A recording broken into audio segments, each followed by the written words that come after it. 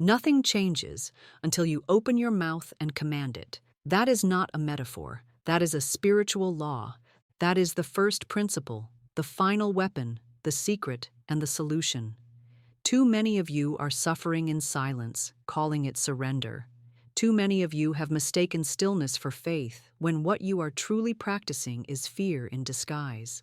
You have sat in rooms filled with divine potential and said nothing. You have stood at the gate of your own promised land with your lips sealed, and the heavens have waited, not because they doubt your worth, but because they respond to your word. I say it plainly now. Your silence has become your agreement with delay. For it is written, "Open thy mouth wide, and I will fill it." Psalm 81:10. Not wish in your heart, not think positive thoughts, not wait and see. No, open thy mouth. That is the portal through which divine supply enters. That is the trumpet through which walls fall. That is the rod through which the Red Sea splits. The Word was in the beginning, and the Word is still how all beginnings begin. You must speak, not as a ritual, not as a chant, but as command. For the law responds not to hesitation, but to spiritual certainty. You see, silence in the face of fear is not neutral. It is agreement. When you do not speak against the lie, you validate it. When you do not interrupt the fear, it takes the microphone. When you say nothing, you declare something, and that something is surrender. But when you speak from the authority of divine mind, you shift the invisible. You rearrange the formless. You signal to the universe that a new architect has arrived and a new structure is to be built, now, not later. You are not waiting on your good is waiting on your voice. I have seen too many souls suffer under the illusion that silence is spiritual, that muteness is holy, that saying nothing is somehow safer than speaking wrongly. But I say this to you with love and clarity. It is more dangerous to be silent in fear than it is to speak in faith. You can correct a bold word, you can redirect a misspoken prayer, but you cannot harvest where you have never sown. And the seed is your sentence, the rain is your rhythm, the field is your faith. Nothing grows without a word, and no word can grow until it is spoken. So I ask you now, not as a suggestion, but as a divine interruption, what have you not spoken?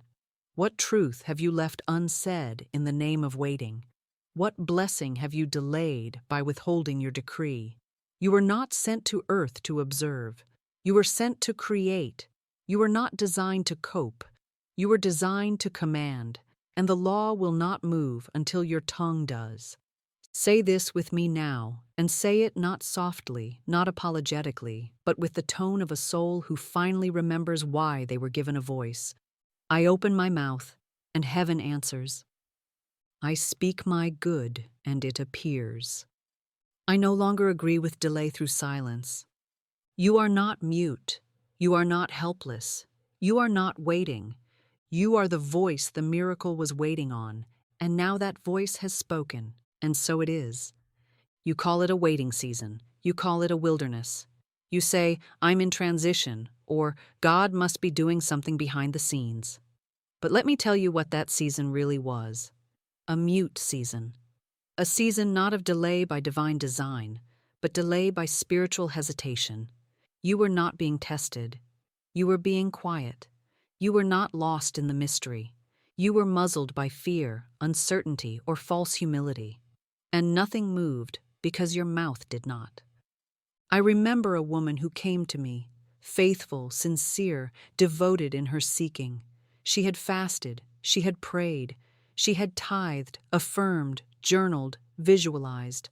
But still, her life felt stuck. Her finances had not moved in years. Her relationships felt cold. Her body was weary. And with all this, she asked me, "What am I missing?" I said to her, "You're doing everything except the one thing that opens the gate." She blinked. "What is that?" she asked. I said, "You have not spoken with command. You have asked, but not decreed. You have hoped, but not ruled. You have whispered, but not declared. You've treated your mouth like a suggestion box, not a throne. Understand me well. The Spirit waits not for perfection, but for obedience to law. And the law is this: nothing begins until the tongue obeys the Spirit. You cannot manifest in silence. You cannot shift a thing by mentally agreeing with truth while vocally agreeing with fear. You cannot ride the winds of destiny with your lips sealed shut. God does not force your blessing upon you. God fills your decree. God manifests your spoken word. Even the very breath of creation was preceded by speech. Let there be light. And light appeared, not before, not during, after the command. So too with your healing, your wealth, your restoration, your clarity. It does not arrive until it is spoken into form.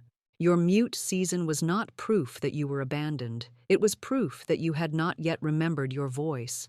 And when you do remember it, you must wield it not with performance, but with certainty, not to impress, but to initiate, not to explain, but to command. The word is not casual, it is causal, and silence in the face of need is not reverence, it is spiritual withholding. So now we do what the woman did.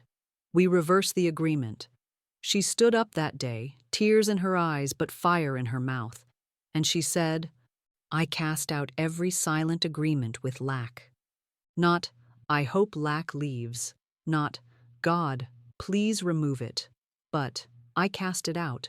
She spoke as one who realized that her voice was the gate through which all things must pass. And within days, the shift began. Supply that had been circling her life without landing suddenly touched down. Favor that had been delayed with no reason found its way through. Not because she became more deserving, not because the world changed, but because she did. And it began with her mouth. So speak this now, not because I told you to, but because the season demands it. I cast out every silent agreement with lack. I cancel every unspoken contract with delay. I no longer worship at the altar of silence. I speak, and life obeys. The mute season is over. Your voice has returned. And the law is listening. And so it is. Look around you. Everything you see, every building, every system, every invention, every structure began not with action, but with word. Before the brick, there was blueprint. Before the form, there was phrase. Before any manifestation touched the earth, a sentence was spoken into the invisible, and the invisible responded with form. This is not philosophical. This is not poetic. This is law. And it is written in sacred text so clearly that no theologian can twist it away. By faith, we understand that the worlds were framed by the word of God, so that things which are seen were not made of things which do appear. Hebrews 11:3. Let that burn into your spirit. The seen comes from the spoken. You keep asking why nothing is moving, why you feel like you're running in circles, why you give, pray, believe, and still feel like you're waiting on something to shift. But let me offer the divine diagnosis. You are begging for what you were designed to build, and you are building nothing because you have not spoken. You are standing in a construction site, holding blueprints of desire in your heart, but refusing to speak the command that tells the workers, angelic and metaphysical alike, to begin. You say, I'm waiting on God. But in truth, God is waiting on you. God is waiting on your mouth to match your vision, waiting on your word to issue the permit, waiting on your command to activate the forces of form. Nothing in divine law moves by emotion alone. Heaven is not moved by pain. It is moved by spoken authority. You were not given a tongue so that you might describe your condition. You were given a tongue so that you might build your reality. I say this to you now with love, but without compromise. Stop begging. Stop pleading for crumbs when you have been given the creative command to form loaves. Stop looking up, asking, why not me? And start looking within and declaring, it is mine now. This is not arrogance, it is alignment. This is not entitlement, it is spiritual obedience. The law of formed reality does not reward good intentions. It rewards spoken initiation. Imagine this with me. A city lies barren, empty, ready for architecture. You stand at its edge, blueprint in hand, heart full of purpose. You cry out for change. You hope for beauty.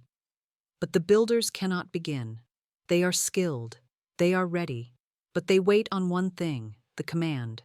And the command must come through your word. Speak it, and they begin. Delay it, and nothing rises. So speak this with me now, not with hesitation, but with certainty.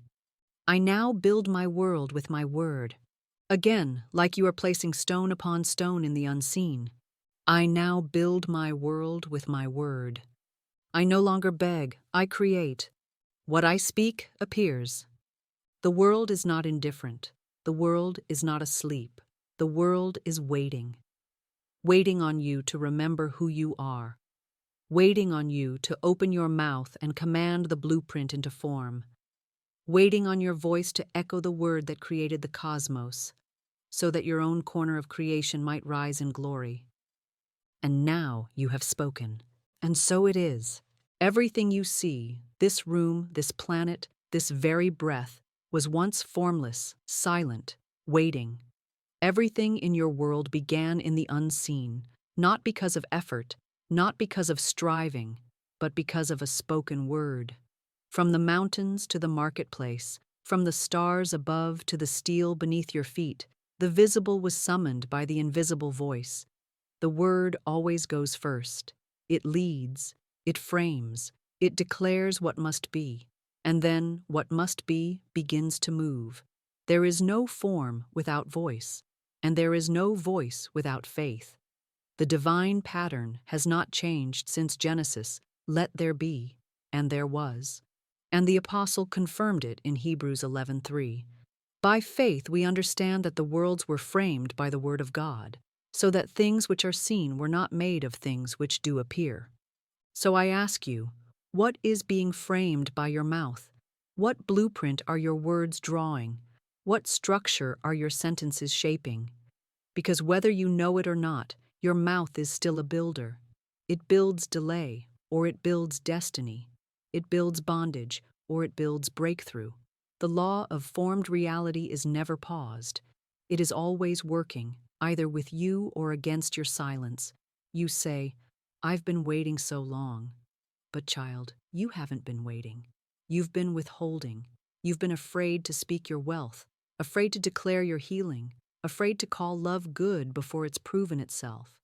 You have used your voice to report what is, not to release what shall be. But heaven doesn't move on reports. It moves on command.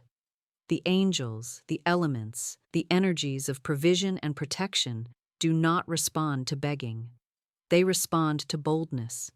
You say, I've asked God. But have you told your world?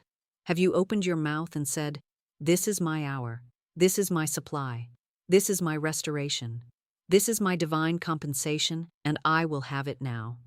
Because until you do, nothing changes. Why? Because nothing has been framed, nothing has been formed, nothing has been commanded. You do not build with worry, you do not build with thought, you build with word. You frame the unseen with your voice, and the substance of it must obey. But if your voice remains idle, your promise remains invisible. The building materials of your next miracle are sitting in spiritual storage, untouched, not because you are unworthy, not because you are unseen, but because you have not said, begin. So say it now, as one who remembers, as one who commands, as one who builds. I no longer report, I command. I do not beg, I build. I frame my world with divine speech. And let that be the sound that moves the machinery of manifestation. Let that be the sound that breaks the cycle of waiting and begins the blueprint of your next season. Because the law of formed reality is not a mystery. It is a tool, a divine system, a cosmic yes to the one who speaks. And now the system has heard your voice. And so it is. Your tongue is not ornamental, it is architectural. It is not there to fill silence or express feelings. It is not there to cope, to comment, to complain. It is the tool of design, the architect's pen, the blueprint holder of your destiny. Your tongue draws in the unseen what will soon be constructed in the visible. Every phrase you utter lays brick. Every sentence seals foundation. Every rhythm you rehearse writes the code of your world. Your tongue does not wait for conditions to improve. It builds the conditions. Your tongue does not ask for permission. It sets the plan in motion. Heaven has placed a sacred trust in your mouth. For by divine law, your tongue frames your reality, not your thoughts, not your intentions, your word. Picture it with me now. You stand before a vast, vacant plot. No walls, no ceiling, no structure, but in your hand is a blueprint, folded into the shape of your vocabulary. It contains rooms called healing, hallways named provision, windows marked love, doors labeled breakthrough, and in the other hand, the hammer, your spoken word. And God, the great contractor, waits not for your fear, not for your tears, but for your instruction. Speak, he says, and I will build. But many of you have stood there, blueprint in hand, hammer untouched, wondering why nothing is rising. And the answer is simple, sacred, and piercing. You never spoke. Or worse, you used your hammer to destroy what you begged heaven to build. Because the tongue does not pause. It does not sit idle. It is always working, constructing beauty or chaos, freedom or bondage, grace or grief. You speak of lack, and walls of scarcity rise. You speak of delay, and ceilings descend. You speak of, it's always hard, and suddenly the hallway to ease disappears. You do not realize that you are holding holy tools, that every word is a construction order stamped with spiritual authority. And some of you have used these divine tools not to build sanctuaries, but to construct prisons, with your own tongue as the warden. But this ends now. Today, we return the hammer to holy use. We lift the tongue back to its sacred station. We speak not from mood, but from mandate. We declare not based on appearances, but based on the blueprint of truth. The house you long to live in, the peace, the overflow, the joy, is not found. It is built, and the construction begins in the mouth. So say this now, and say it as one who is ready to build what Spirit has already shown. My tongue holds the blueprint. My word is the hammer. I build wealth, healing, and love with what I say. And then declare this final warning, not in fear, but in reverence. I will no longer use divine tools to build disaster. Your words are not just sentences, they are scaffolding, they are structure, they are seed. And now, architect of divine reality, it is time to build what matches your soul. Begin. And so it is.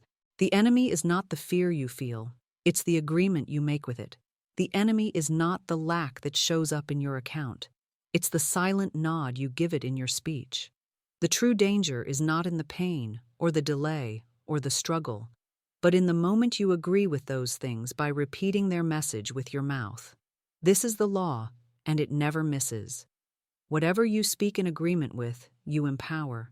Whatever you vocalize in harmony with, you invite in. If you say, nothing is working, the law says, as you wish. If you say, it's always been hard for me, the law says, then let it continue. If you say, I can't see how this changes, then it won't. Not because the door is locked, but because your voice keeps the key hidden in fear.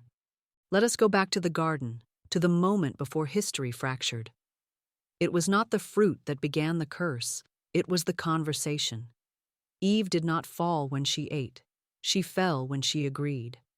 The serpent did not force her hand. He only required her voice.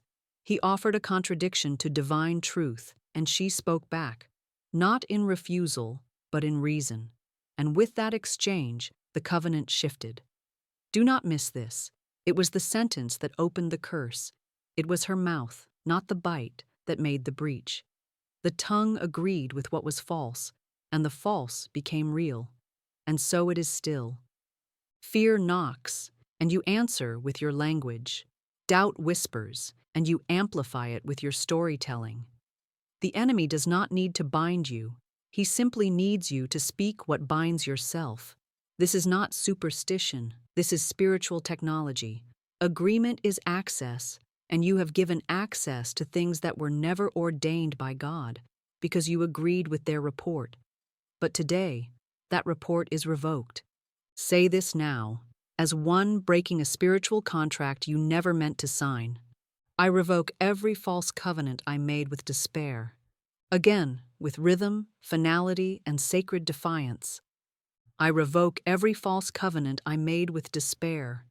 You may have said, I'll always be broke. You may have said, it's just my anxiety. You may have said, I never get chosen. But today, you reclaim the pen. You overwrite the agreement. You reverse the contract. You declare that your tongue is no longer leased out to lies. Let the invisible realm hear you clearly. I no longer speak for fear. I no longer narrate for delay. I no longer partner with pain through my mouth. You were never meant to echo the curse. You were designed to announce the kingdom. And now your voice is cleansed. Now your agreement is broken. And so it is. You've stood at the door for months, maybe years. You've cried in front of it. You've fasted near it. You've journaled about it, sung over it, asked others to pray for it.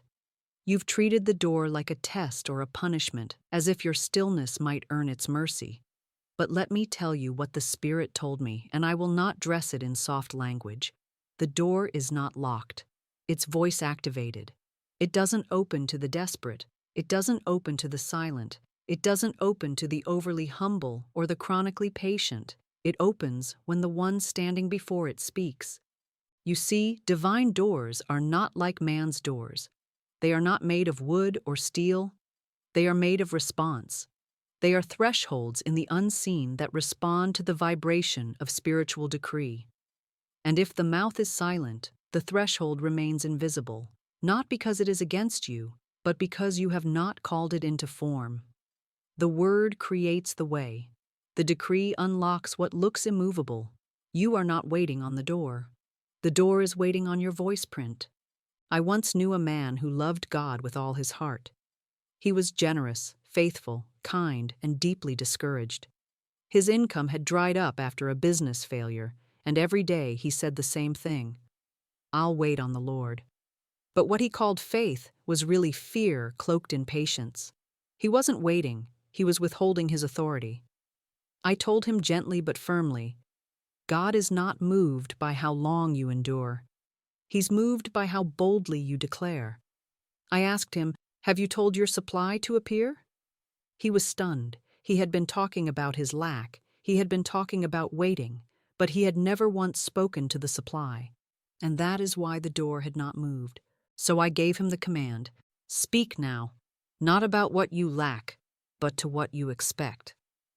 And from his spirit rose a decree so simple, so holy, so aligned, that the atmosphere changed instantly. He said, I declare divine supply, and supply obeys my voice. Say it with him now, not to copy his story, but to initiate your own. I declare divine supply, and supply obeys my voice. Do you feel that shift? That is not emotional. That is law. The invisible has just been given instruction. Heaven's storage has been accessed. The door has heard the voice it was designed to respond to. The wealth that has been circling your life, waiting for a landing strip, has now received coordinates. So say it again, and this time, know that your voice print is a spiritual signature. I declare divine supply, and supply obeys my voice. Because the reason the door hasn't opened is that you hadn't yet spoken like it must, but now you have. And so it is. There came a moment in my life, not in the outer world, but in the secret chamber of my soul, when everything changed.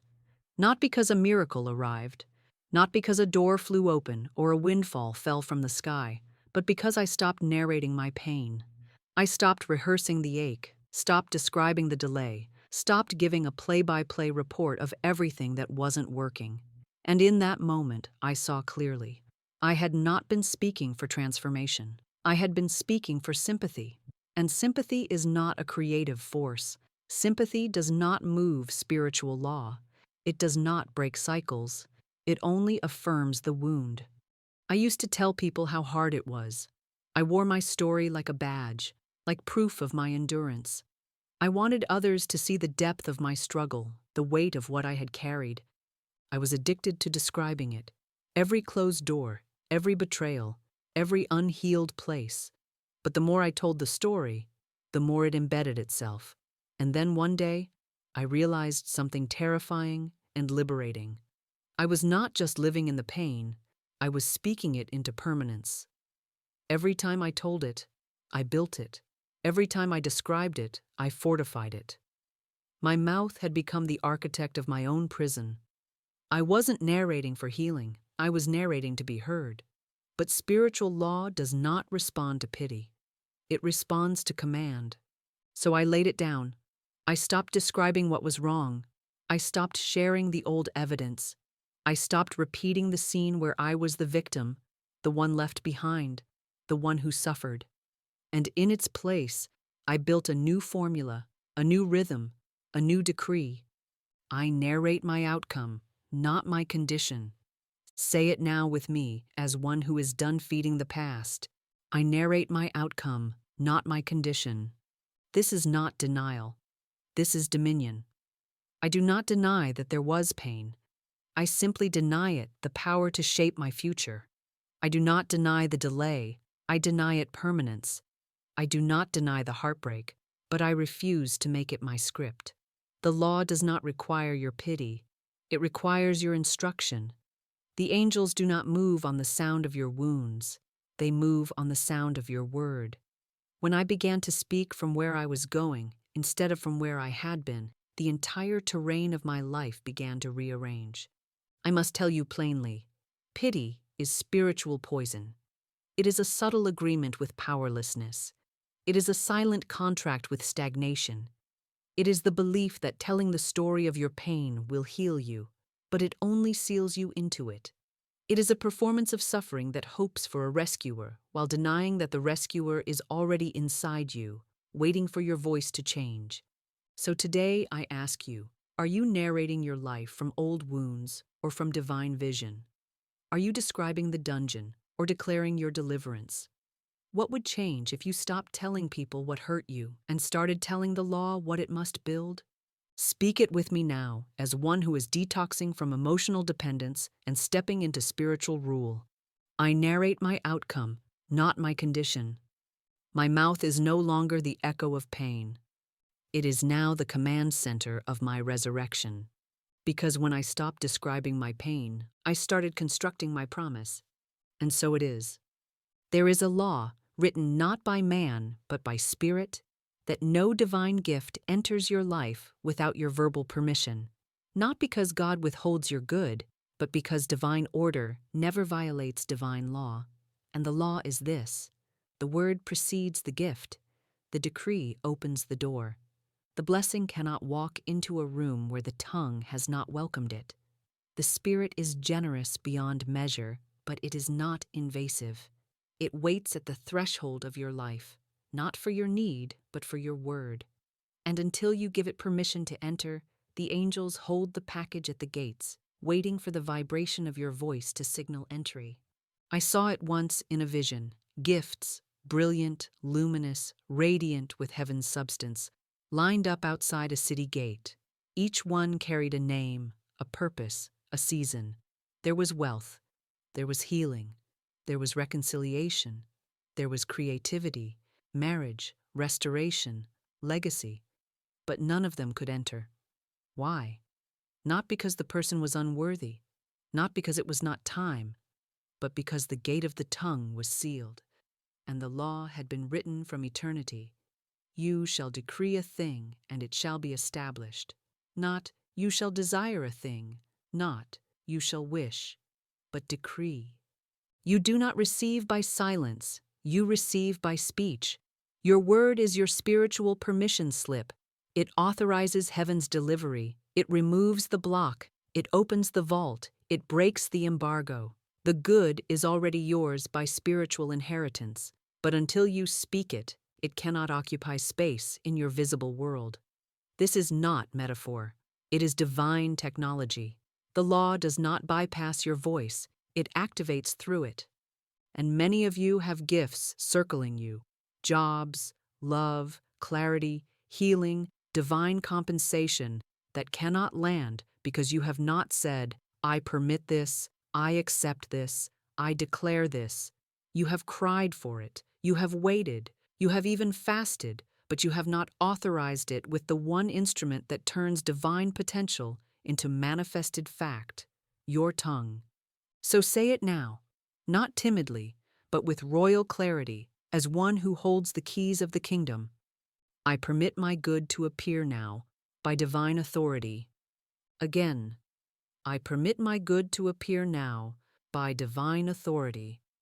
You are not begging, you are not wishing, you are opening the gate, you are lifting the latch, you are commanding the door to swing wide, and every blessing that has been waiting, every delayed promise, every withheld answer, every unseen provision, now hears its cue and begins to enter. Speak this and watch what was circling start to land. I revoke all denial. I cancel every block. I open my mouth and permit my destiny to manifest now. Because heaven has always been ready. Now, finally, so is your word. And so it is. Now that you have remembered who you are and what your voice is capable of, let us seal this moment with fire. Let us speak the new rhythm into the bones of your life. Let us activate, not through thought, not through effort, but through the spoken vibration of dominion. For it is not enough to know the truth, it must be voiced, it must be breathed into being. It must leave your mouth and land upon the fabric of reality as a holy instruction. This is your spoken permission round. This is the verbal contract with heaven. And we begin not in doubt, but in power. Say this with me now, and say it with a spirit that has stopped asking for change and has begun commanding it. I give my word permission to shape my world. Again, louder inside your soul than anything fear ever tried to whisper. I give my word permission to shape my world. Do you feel that? That is the shift of divine law awakening under your voice. That is the machinery of manifestation hearing its instruction. That is the truth stepping onto the stage. Now declare this, and let the lie of limitation fall off like old skin. Nothing is too far, nothing is too late. Yes, again, nothing is too far, nothing is too late. Because spirit is not confined by time. Your delay is not divine. It is verbal. And now that the silence has ended, so has the delay. And one more, for the part of you that thought being stuck was a sentence. Let this be your new verdict. I am not stuck. I am silent no more. Say it again until the old agreement cracks. I am not stuck. I am silent no more. Because you were never trapped. You were only quiet, and now your voice has returned. And so it is. There is a story, sacred and sobering, tucked into the opening pages of the Gospel of Luke. It is not often preached in full power, but I speak it now to awaken you to a truth too many overlook. Zechariah was a priest, a righteous man, a spiritual servant, yet, when the angel appeared and gave him the word of divine fulfillment, he questioned it. He didn't believe the message could possibly unfold as spoken. And for that moment of disbelief, not rebellion, not wickedness, but simply unbelief, the angel struck him mute. His voice was removed, not as punishment, but as protection. For the law will not allow a man to speak against his own miracle once it has been decreed by heaven. The word had gone forth, and any word to the contrary would slow or sabotage it. So he was silenced, not forever, but until the manifestation was irreversible. His tongue was sealed until the child was born, until the prophecy was visible, until there was no room left for doubt to interfere. Do you understand the weight of this story? Your word is so powerful that even heaven must intercept it if it contradicts the plan. The mute curse was not cruelty, it was containment. But here's the deeper warning. Many of you have imposed a mute curse on yourselves, not from heaven, not from angels, but from fear. from internal resistance, from spiritual amnesia, and you are not seeing your miracle, not because it's denied, but because your voice is missing. You've said, "I'm just being careful," but in truth, you've been bound. You've said, "I don't want to say the wrong thing," but the silence itself has become the wrong thing. The mute curse lives wherever the divine word is needed and never spoken. It haunts the moments when the miracle is near, but the decree is absent, and I have seen it over and over, a healing so close, but the mouth stays shut. A financial breakthrough ready to drop, but the person refuses to speak their abundance aloud. A relationship meant for restoration, but the tongue won't release the sentence of reconciliation. And so, the miracle is delayed, not by God, not by timing, but by the mute curse of the unbelieving mouth. But hear me now. There is a reversal. There is a holy breaking of silence. There is a flame that falls and loosens the tongue, just as it did in the upper room when Spirit came like fire and gave men utterance again. That fire is still available, and that fire speaks now, through you. So declare this, as one shaking off the old silence: "My tongue is loosed with divine fire." Again, "My tongue is loosed with divine fire." Let the shackles of self-censorship fall. Let the cords of confusion snap. Let the delay end, not because the blessing was denied, but because your voice has returned. Say it until it burns through every layer of disbelief. My tongue is loosed with divine fire. I speak what God has said. I echo divine law, and miracles obey. The mute curse is over. The silence is broken. The word is alive. And so it is. There is a frequency in the realm of spirit that only the bold can tune into. It is not the language of hope, nor the murmur of pleading. It is not the desperate chant of the almost faithful. It is the voice of those who have seen with the eye of the soul and therefore speak with the tongue of completion. These are not the ones who say, "I hope it will happen."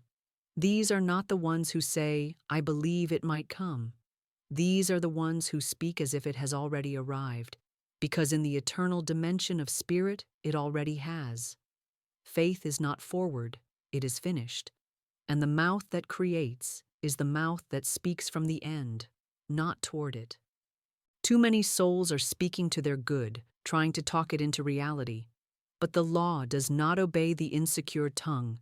The law responds to finality, to command, to closure, to the word that says, "It is done," even while the eyes still see lack.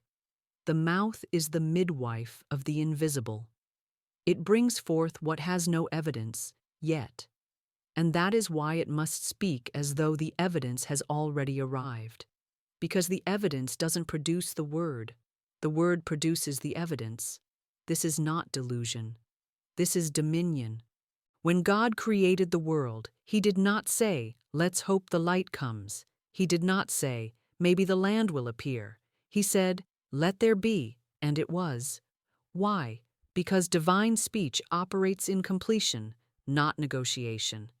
Your command must do the same. When you speak healing, speak as one who is whole. When you call for supply, speak as one who already has it. When you declare reconciliation, speak as one who has seen the table already prepared. This is not fiction. This is how the law works. You are not waiting for the blessing. You are simply aligning with the timeline where it's already done. So say it with me now, not as a request, but as a conclusion. I speak from the end, not toward it. Say it again, like your soul is catching up to your spirit. I speak from the end, not toward it. And then declare the formula that shifts the entire terrain of your life. I see what isn't seen, and I call it done. Let that phrase live in your bones. Let it be the rhythm of your rising, the soundtrack of your steps. I see what isn't seen, and I call it done. Because heaven doesn't need to be convinced, it needs to be called. And when you speak as one who has already received, the blessing comes rushing, not because it finally appeared, but because you finally matched its frequency. This is the speech of the fulfilled. This is the language of the crowned. This is how divine things are made visible. And so it is. There are phrases you've repeated so many times, they've become architecture. Not just thoughts, but spiritual scaffolding, holding up the very circumstances you say you want gone. You've said, "I'm waiting on God," so often that delay feels holy. You've said, "It's always been hard," and now hard has made a home in your narrative. You've said, "Nothing ever lasts," and then watched every blessing evaporate. These are not harmless expressions. They are living codes. They are metaphysical contracts your soul has signed again and again, and as long as they remain unburned, the life you desire cannot take shape. But hear me. Every false script can be rewritten. Every lie you've spoken over yourself can be consumed in divine fire. This is the work now, not soft, not sentimental, but surgical, sacred, precise. I want you to see it with me now. A scroll in your hand. It's tattered, heavy, and filled with phrases you've whispered in disappointment, muttered in traffic, confessed in casual conversations, and cried alone at night. Maybe it's not for me. It's too late now. I never get what I want. Every sentence etched into the scroll like law. But then, light. Fire not from earth, but from spirit begins to consume the scroll, not with destruction, but with transformation. What was written in fear is now being rewritten in power. The tongue that once surrendered to circumstance now commands creation. The mind that once echoed trauma now sings truth. This is not poetic. This is metaphysical editing, and it begins the moment you refuse to be loyal to your old vocabulary. I think of the woman who came to me weeping, exhausted by life. She said, "It's always been hard for me. Ever since I was a child, struggle just follows me." I didn't contradict her experience. I contradicted her agreement with it. I asked, "Why are you still narrating that story? Why are you branding your future with yesterday's pain?" She paused. She was so used to being understood through her wounds that she didn't know how to speak without them. I gave her a new phrase, simple, sacred, sharp. It was hard, and now it isn't. She blinked. She whispered it. Then she said it louder. And by the end of the week, things that had been blocked for years began to move. Not because the facts changed, but because her phrasing did. Now it's your turn.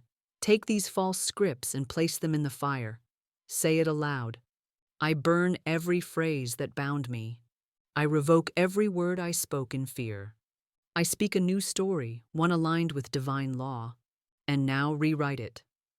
Old, I'm waiting on God. New, I move in power. Old, it's always been hard. New, I walk in ease and favor.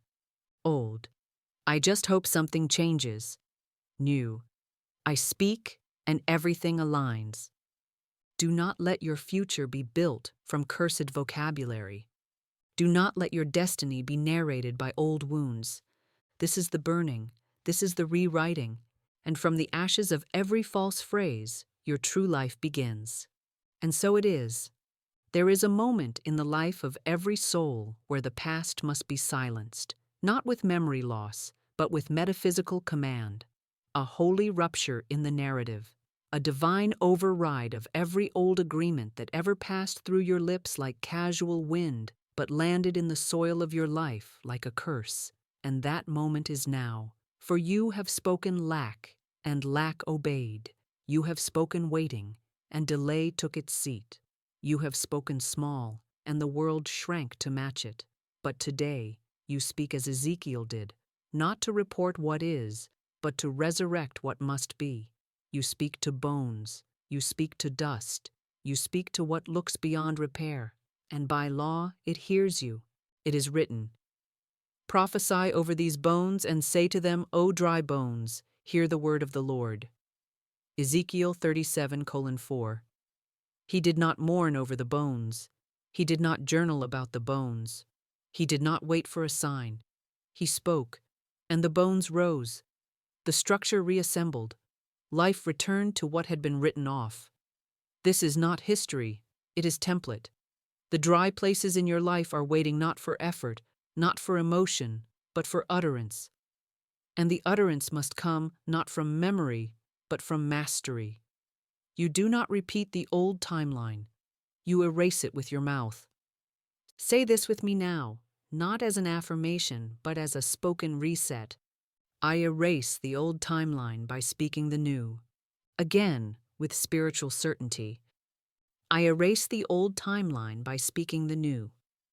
This is how divine law works. It does not erase pain by pity. It erases it by replacement. And the replacement begins in your phrasing. You must break every inner pact you made with poverty, not just financial poverty, but poverty of joy, of love, of clarity, of worth. These are contracts you signed with your speech, often without knowing it. But now you know, and now you rewrite. Speak these now, and speak them not from surface, but from spirit. I do not expect delay. I declare instant, divine right action. I do not identify with struggle. I walk in effortless overflow. I no longer wait for wealth. I carry it. I do not fear the future. I command it. Do you feel that? That is the old structure crumbling. That is the dry bones quaking. That is the invisible hearing its new instructions. You are not asking for change. You are rewriting time. You are pulling down the scaffolding of old thought forms and building new ones with syllables soaked in spirit. Speak into the valley of your own life and say, "Hear me, lack. You no longer live here. Hear me, fear. You are no longer fed. Hear me, destiny. You have my voice again." This is the metaphysical pen. This is the erasure and the engraving. And every timeline must now bend to the one you just spoke. And so it is. Now we seal what has been rewritten. Now we speak not as one requesting, not as one rehearsing, but as one ruling. This is the voice of one who remembers that time bows to the tongue, that the present bends to the phrase, that the timeline does not dictate what you receive, your decree does. Every syllable you're about to speak is not floating, it is forming. It does not drift into the atmosphere as wishful poetry. It cuts through layers of delay and builds structure in the unseen. These are not affirmations. They are divine signatures. These are the stamps of authority placed upon the moment, and the moment must now obey. Say this with me now, not as repetition, but as command. My present obeys my voice. Again, my present obeys my voice. Let it be said until the walls of your old timeline tremble and shift. My present obeys my voice. There is no delay that can withstand that decree. Now this one, say it until hope is replaced by knowing, my word is not hoping, it is sending. Again, my word is not hoping, it is sending. You are not casting wishes into the void. You are launching assignments into the spirit realm. You are sending angels with instructions. You are sending structure into motion. You are not hoping for change. You are initiating it. Now let the final seal come through the most sacred rhythm of truth. I speak, and what I say must appear. Say it like the morning light obeys it. I speak, and what I say must appear. There is no question mark in that phrase, no uncertainty, no doubt. Only spiritual law responding to spiritual authority. You are no longer waiting for the world to align. You are speaking alignment into the world. And every moment from now on must match what just came out of your mouth, because your timeline is your tongue, and your voice is the architect of now. And so it is. If you look only with your eyes, you will always feel late. You will always feel behind, stuck, unseen, undercompensated. You will always mistake the silence for abandonment and the delay for denial. But child, hear me now. The law does not begin in the visible. It begins in the unseen. The movement always starts beneath the surface. The shift always starts in realms your senses cannot detect. The manifestation of your healing, your wealth, your relationship, your miracle, it begins in spirit. And spirit moves in response to your word. This is not an opinion. This is not hope. This is divine order, confirmed by Scripture and anchored in law. Romans 4:17 declares, God calleth those things which be not as though they were. That is not a poetic gesture. That is a divine strategy. The things that are not yet visible are already real in the higher realm, and the tongue is the bridge. The voice is the connector. The spoken word is the lightning rod that draws the invisible into the realm of form. But the law is clear. You must call it before you see it. You must speak it while it still looks impossible. You must water the soil before you ever see a sprout. And that is where most miss the miracle. You are standing over the ground, demanding fruit, but you have not poured water into the roots. You keep watching the leaves, but it's not the leaves that receive instruction, it's the roots. And the roots live in the unseen. That is where faith works. That is where speech goes first. The word does not land on fruit. The word lands on essence. And when you speak with divine authority, the roots begin to awaken. The soil begins to stir. What looked like delay was just depth being established. What looked like silence was actually saturation. So hear this now, and let it burn through every impatient part of your mind. The unseen moves first. If you do not see it yet, it does not mean it has not begun. It means the roots are taking hold. It means the blueprint is being laid. It means the scaffolding of spirit is erecting your structure in a place your natural eyes cannot yet enter. But you are not natural. You are divine, and you have been given the gift of sight through declaration. When you speak, the unseen obeys. When you call a thing done, the unseen aligns.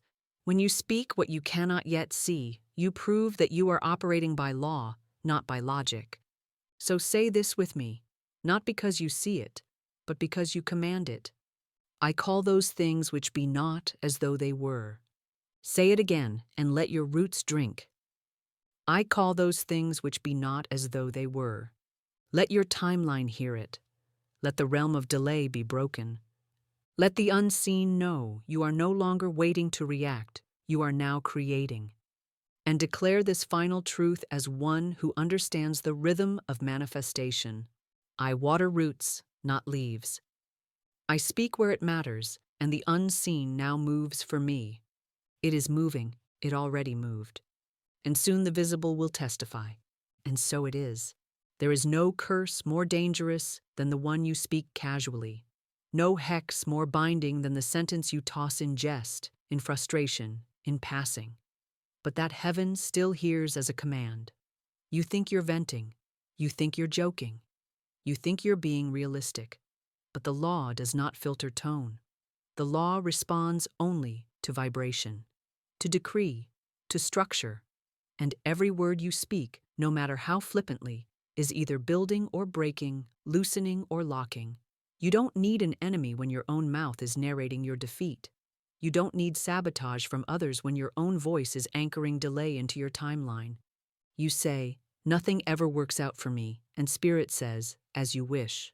You say, I'm always broke, and the divine ledger aligns to that frequency. You say, I'm exhausted every day, and your body obeys it. You say, this is just how it is for people like me, and the invisible gate slams shut in agreement. But you don't realize it, because you think a spell is something someone casts with candles and rituals. No, child. The most dangerous spells are the ones you cast with your own lips, without even meaning to. Every complaint is a command. Every sarcastic declaration of failure is a seed planted in the fertile soil of the subconscious. Every phrase repeated in frustration becomes a prophecy. I must say it plainly. You curse yourself without knowing, not because you are evil, but because you are unaware of your own divine technology. Your tongue is not neutral. It is loaded with law, and the law does not sleep. It records. It executes. It does not wait for you to mean it. It responds to the pattern. It reacts to the rhythm. If you keep saying, nothing ever changes, then nothing ever will. Not because the world is against you, but because you have locked the gate with your voice. But there is hope, immediate, beautiful, burning hope, because just as you cursed yourself in ignorance, you can now bless yourself in awareness. Just as you unknowingly agreed with despair, you can now intentionally align with dominion. And it begins here, with a cleansing, not of the heart, not of the hands, but of the tongue. Say it now, with reverence and responsibility. I now cleanse my tongue of every seed of despair. Again, like the soul that has just realized it's been watering weeds, I now cleanse my tongue of every seed of despair. Let the old phrases die. Let the casual curses be uprooted. Let the unconscious spellcasting end. You are not voiceless. You are not cursed. You are powerful beyond words, and now your words must match that power. Declare it one more time as law. I do not speak defeat, even in jest. I do not speak bondage, even in sarcasm. I speak as a creator, not a complainer. And now that you know, you can never speak the same again. And so it is. Do not waste another moment describing the storm. Do not spend another breath reporting how violent the wind is, how loud the thunder has become, how long the waves have been crashing. You were not called to be a meteorologist in your spiritual life. You were not sent here to announce atmospheres. You were sent to command them. The greatest example ever given was not a man who avoided storms, but a man who stood up in the boat, wiped sleep from his eyes, looked directly at chaos, and spoke. Peace, be still. That was not a wish. That was not a plea. It was a command, a verbal dominion over visible disorder. He did not talk about the storm. He talked to it. And that is where most lose their spiritual ground. They think describing the problem is the same as dealing with it. They think naming the pain is the same as neutralizing it. They narrate the chaos, hoping it will earn them sympathy, attention, or divine intervention. But heaven does not move on emotional weather reports. Heaven moves when a voice, aligned with divine authority, declares, "This ends now." The storm will not settle because you wish it would. It will only obey when you tell it to. You are not at the mercy of the wind. You are the one meant to quiet it. Jesus didn't say, "Let's see how bad this gets." He didn't say, "This is the worst I've ever seen." He didn't even say, "God, please help us." He commanded the atmosphere, "Peace, be still." That is the spiritual formula. That is the tone. That is the assignment. Your job is not to get everyone on the boat to calm down. Your job is to calm the sea itself with your mouth. And now I ask you, where is your storm? What corner of your life feels loud, erratic, out of control? Is it money? Is it your body? Is it a relationship? A deadline? A diagnosis? Name it, but not as a victim. Name it as a voice of divine law. And then speak into it now, not softly, but as one who has stood up from spiritual sleep and remembered who they are. Say it now. Peace, be still. Again, peace, be still. Now, apply it specifically. Peace, be still in my finances. Peace, be still in my body. Peace, be still in my relationships. Peace, be still in my mind. This is not visualization. This is spiritual governance. The storm is not in charge of you. The atmosphere does not write your story. You are the mouthpiece of calm. You are the voice of settled seas. You are the one sent to prove that divine order still answers to human decree. Say this final line, and let the winds stop in your world. I do not describe storms. I silence them. And the weather of your world is now changed. And so it is. There is a voice beneath your voice, a whisper beneath every declaration, a subtle current of belief running under the surface of your speech. You speak affirmation with your lips, but what is your shadow voice saying in the silence that follows? You say, "Money flows to me," but the echo beneath it mutters, "It never stays." You declare, "I am chosen," yet your inner murmur says, "But not for long." This is the work too few dare to face, for it is not the loud public affirmations that shape your world, It is the quiet, constant prophecy of the inner tongue.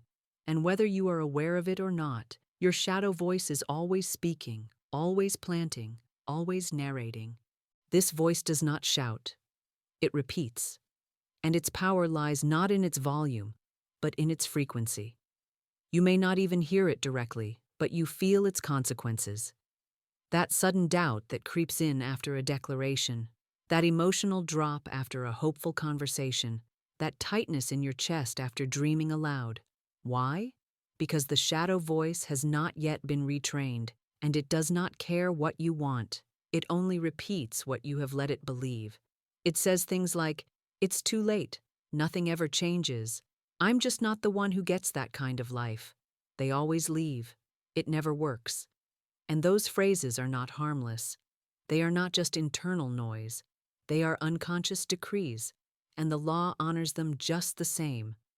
But hear me now, that voice is not the enemy. It is simply misinformed.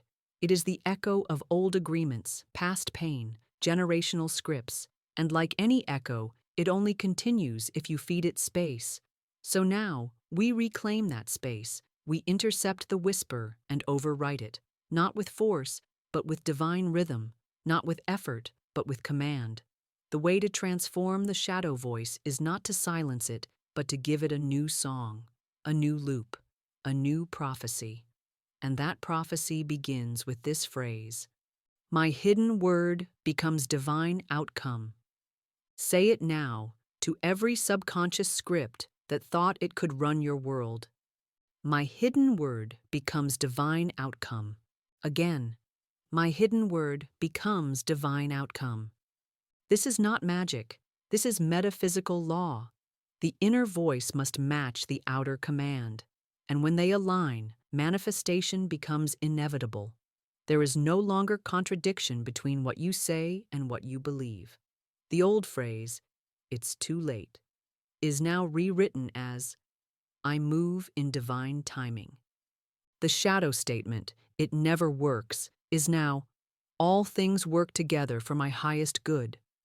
The inner doubt, "I'm not the one," becomes, "I am divinely selected and continually supported."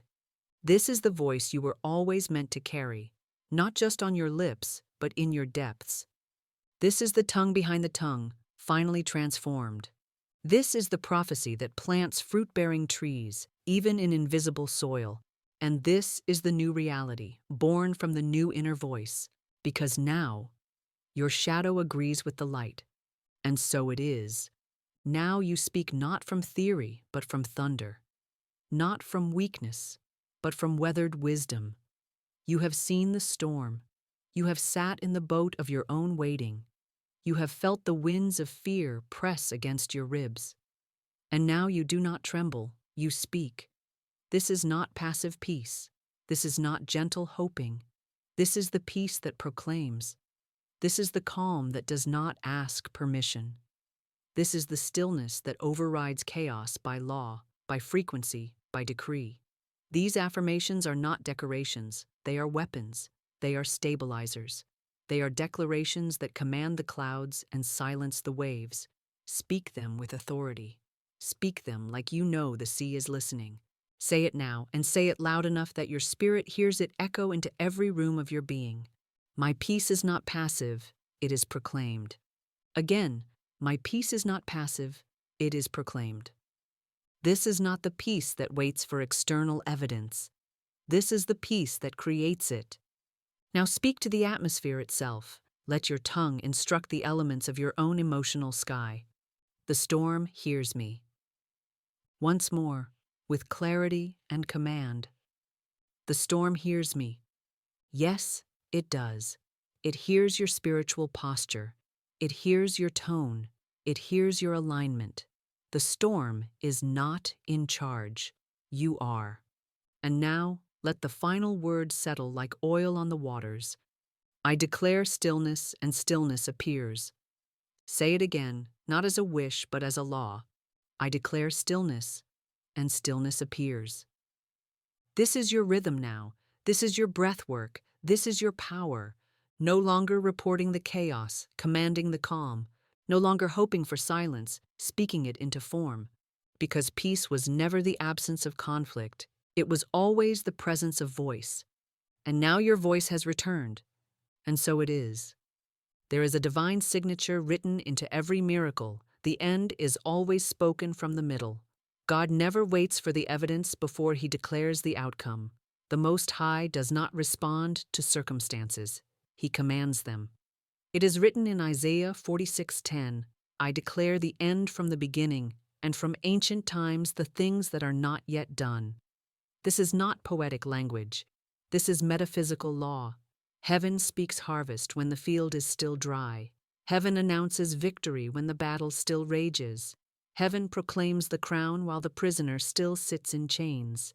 And you, child of divine inheritance, are called to speak exactly the same way. But what do most do? They speak the middle from the middle. They narrate the symptoms. They analyze the drought. They echo the pit. They call it honesty, but the law calls it agreement. And what you agree with, you extend. What you narrate, you nourish. And so you stay stuck, not because there is no power, but because your tongue is aligned with the valley instead of the mountain. Your tongue is partnered with the pain instead of the promise. And your words are not waiting to confirm what is. They are meant to declare what shall be. So I ask you plainly, and with holy fire, can you declare healing while symptoms still scream? Can you prophesy wealth while the account shows negative? Can you proclaim restoration while the phone stays silent and the door stays closed? Can you stand in the furnace and say, I am not burned? Can you look at the tomb and say, He is risen? Can you sit in the pit and speak of reward as if you've already received it? This is the test. This is the challenge. This is the activation. Say it now, with trembling faith if you must, but say it as law. I speak the end from the middle.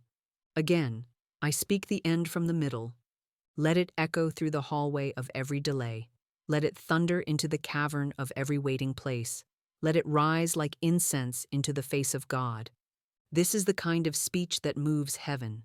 This is the voice of the prophet, not the prisoner. This is the voice of the heir, not the orphan. This is the voice that silences the pit, not because the pit disappears, but because you now outrank it. Say this with me, as the final seal of your new frequency. I speak reward from the pit. Yes, I speak reward from the pit. Because I do not speak as one trapped, I speak as one enthroned, and my word does not match my surroundings. My word transforms them. The middle is no longer my identity. The middle is my pulpit. And from here, I speak the end. And so it is. There is a reason I teach by example, not just by principle. For the soul often learns best when it sees truth clothed in life. So let me take you now into the sacred archives, the case files of spirit-activated victory. I remember the woman well, a mother, trembling but determined, desperate not just for a remedy, but for a revelation. Her child had been ill for weeks. The doctors gave medicine, but no answers. Friends offered sympathy, but no solutions. Her own faith wavered under the weight of appearances. She sat before me, wrung out with worry, and asked, "What else can I do?" And I told her, "Stop praying from panic. Speak from power." You see, she had been careful, too careful. She begged in soft tones, hoping not to offend heaven with too much boldness. But heaven does not respond to hesitancy. Heaven is not moved by well-behaved worry. Heaven is activated by dominion, by command, by clarity. I told her, "Speak one decree, not 10, not a paragraph, just one line, and say it like it's already done." She nodded, her hands shaking. I gave her the sentence, "Divine life flows through my child now, and nothing can oppose it." I told her to speak it once and let the law take over.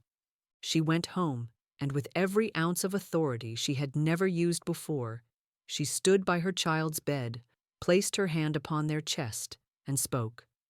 "Divine life flows through my child now, and nothing can oppose it." That's it.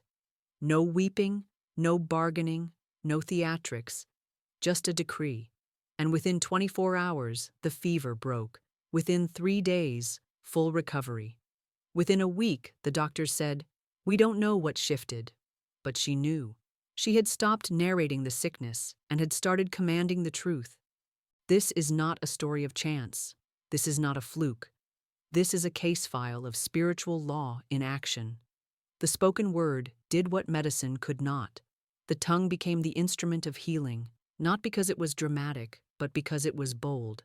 Heaven does not reward desperation. Heaven responds to alignment.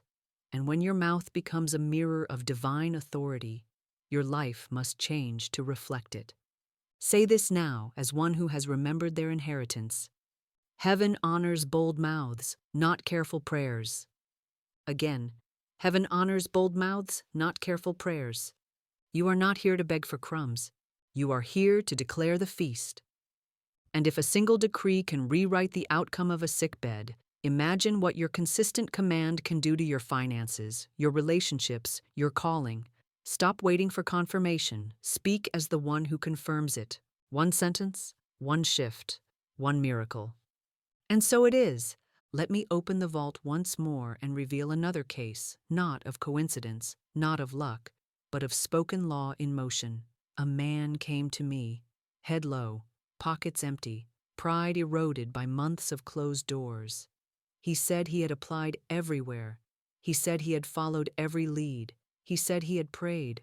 Oh, how he had prayed. But I looked at him and said something that startled him. "You have not spoken." He blinked. "I've begged," he said. "I've asked God every day." And I replied, "Begging is not commanding. Asking is not decreeing. Heaven has heard your need, but your silence has blocked your supply." You see, he thought the job would come through action, effort, hustle. He believed the lie the world worships, that movement equals manifestation. But divine law does not respond to chaos. It responds to clarity. He had written resumes, not spoken results. So I gave him a phrase and told him, "Say this out loud, not in a whisper, not in a whisper of doubt, but with the voice of one who already holds the offer in hand." The phrase was simple, surgical, sacred. The perfect position is already mine. It comes swiftly, under grace, in perfect timing. He stood outside under the open sky, and for the first time, he opened his mouth not to describe the void, but to call in the form. He said it once, twice. He repeated it as he walked. He said it like a drumbeat until it became his rhythm. And then, just 48 hours later, he received a message from someone he hadn't spoken to in years. "I thought of you this morning," they said. "I heard of a role that suits you perfectly. I don't know why, but I feel you're the one." The offer came without application, without hustle, without grind. Not because he had finally done enough, but because he had finally spoken enough. "Child, let me tell you what I told him.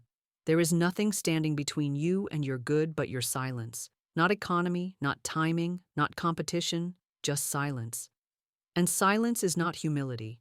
Silence is self-sabotage when you know the truth. Every good and perfect gift has already been assigned to your spirit, but law requires that it be called forth. You don't get what you deserve. You get what you declare. Say it with me now, and say it like your next provision is waiting for this moment. Nothing stands between me and my good but my silence. Again, nothing stands between me and my good but my silence. Now break it. Break the mute barrier. Speak your next chapter into motion. Say, "I now command my perfect opportunity to appear. I now speak alignment into every part of my path."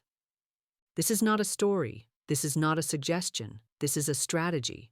The only question is, will you use your voice? Because the moment you do, your miracle moves. And so it is. There comes a moment when the soul must graduate from whisper to war cry, from hoping to heralding, from murmuring requests to commanding results. That moment is now. Your tongue is no longer timid.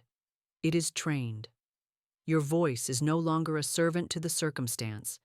It is the source of shift. You no longer repeat what you see. You speak what must be. These words you're about to say are not affirmations in the soft, sentimental sense. They are spiritual orders given by one who knows they were sent here to reign, not to react. Let your mouth rise now to match your inheritance. Say it now, not as a theory, but as an identity. I speak as one with God. Again, firmer, I speak as one with God. This is not arrogance. This is alignment. This is the knowing that your spirit is a branch of the vine, and your voice carries the current of heaven. When you speak, the invisible listens. When you declare, form obeys. Say it again until it reshapes your posture. I speak as one with God. Now affirm the backup, the divine contract, the reason you no longer need to second-guess your word. Heaven backs my word with form. Say it like the clouds are waiting. Heaven backs my word with form. Because the spiritual realm does not wait to see if you're worthy. It waits to see if you're willing. Willing to speak with clarity. Willing to declare with authority. Willing to break the cycle of silence and say, now. And now, the final blow to hesitation. I am not hoping, I am commanding. Once more, I am not hoping, I am commanding. Let every prayer be elevated. Let every intention be ignited. Let every spoken line carry the voltage of divine law. You are not here to test the waters. You are here to part them. You are not here to wait for change. You are here to declare it. And now you have. And so it is. Now I ask you, not softly, but sacredly, will you speak as if it's done, or will you stay quiet and stuck, waiting for some cosmic permission slip that will never arrive? Divine law does not respond to silence, and heaven does not move for the passive. The truth has been given to you. The law has been laid bare. The examples, the scriptures, the declarations, the fire in your bones, it has all been handed to you like a sword. But the sword is only as powerful as the hand that wields it. And your hand, dear listener, is your mouth. You cannot absorb this video and expect change. You must activate it. You must declare it. You must open your mouth and let the word made flesh come through your own voice. No more quiet agreements with lack. No more spiritual hesitancy disguised as patience. No more watching others shift while you sit in shadows you were born to outshine. Speak, because if you don't, everything stays the same. Not because spirit has withheld anything, but because you refuse to claim it. So here is your sacred charge, your line in the sand, your call to demonstration. Go to the comments right now and speak your decree. Not a hope, a word, not a request, a command. Write, my word is my weapon and I use it. Say it aloud as you type it. Let your soul hear you stake the claim. Let heaven know you've entered the game of life as a master, not a spectator. Let every delay, every doubt, every shadow hear your voice and know you are no longer silent. And if something moved in you, if something shifted, stirred, awakened, then return to this altar of speech often. Subscribe not for entertainment, but for enforcement. This is not a channel of information. This is a gathering of commanders, a temple of spoken law. And you, my friend, have just stepped into your dominion. Speak, and so it is.